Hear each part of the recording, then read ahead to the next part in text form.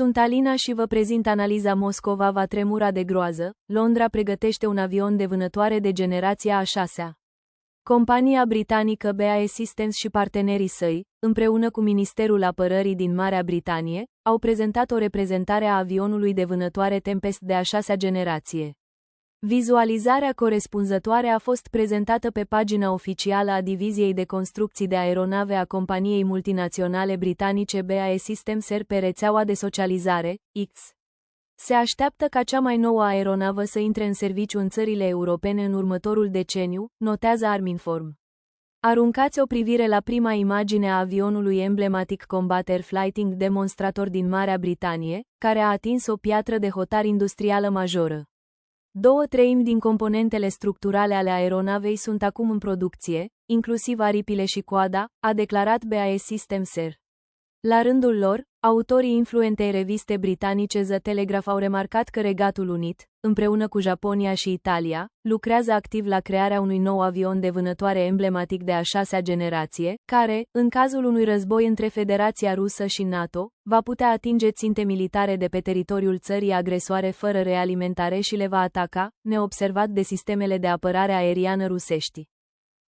Avionul supersonic Stealth, cunoscut în Marea Britanie sub numele de Tempest, va fi suficient de mare pentru a găzdui rezervoare suplimentare de combustibil, o sarcină utilă mare, arme și echipamente, permițându-i să zboare pe distanțe lungi, în adâncul teritoriului inamic.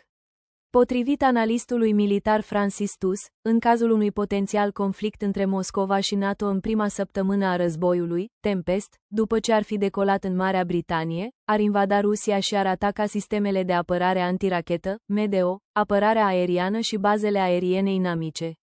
Apoi, odată ce amenințarea reprezentată de apărarea aeriană a Kremlinului este eliminată, aeronava poate fie să își asume rolul unui avion de vânătoare pentru superioritate aeriană, distrugând aeronavele inamice în aer, fie să continue să îndeplinească misiuni de sprijinire a forțelor terestre aliate.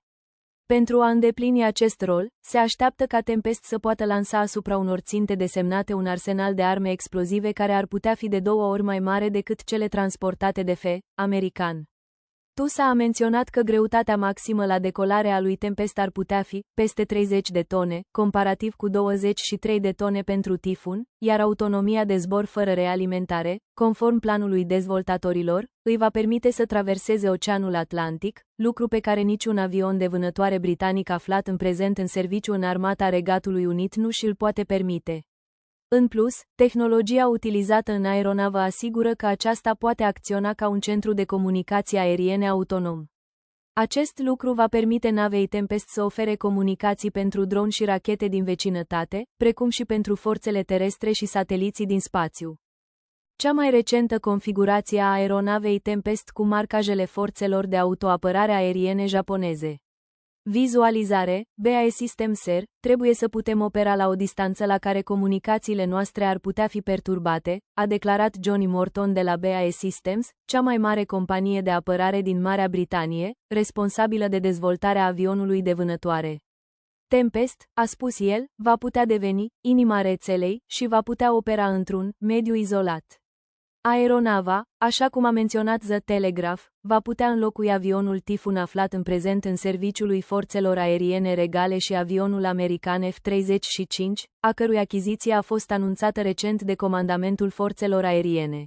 Principalul concurent al GCAP în Europa este programul Future Combat Air System, FCAS, care lucrează și la propriul avion de luptă de a 6-a generație, cu participarea Franței, Germaniei și Spaniei. Cu toate acestea, perspectivele programului rămân neclare, deoarece participanții săi nu au reușit încă să înceapă lucrările la capacitate maximă, încercând să distribuie acțiuni în cadrul proiectului. Franța dorește să obțină conducerea absolută în cadrul FCAS, în timp ce alte țări participante împiedică acest lucru. Aeronava este programată să intre în serviciu în 2035, ca parte a acordului GCAP, Global Combat Aviation Program, care implică BAE, Rolls-Royce, producătorul de rachete MBDA și compania italiană Leonardo, după cum a relatat echipa noastră editorială. Avioanele de vânătoare britanice existente au început testele de zbor ale noilor radare ECRS Mach 2, care le permit să detecteze, să identifice și să urmărească simultan mai multe ținte în aer și să atace în afara zonei de apărare aeriană a inamicului.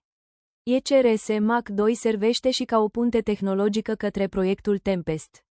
Tehnologia și competențele dezvoltate pentru radarul ECRS Mach 2 sunt transferate către dezvoltarea continuă a Leonardo și BAE Systems. În calitate de membri ai echipei Tempest, acest lucru va reduce costurile și timpul de dezvoltare al sistemului Tempest, îmbunătățind în același timp performanța generală a acestuia.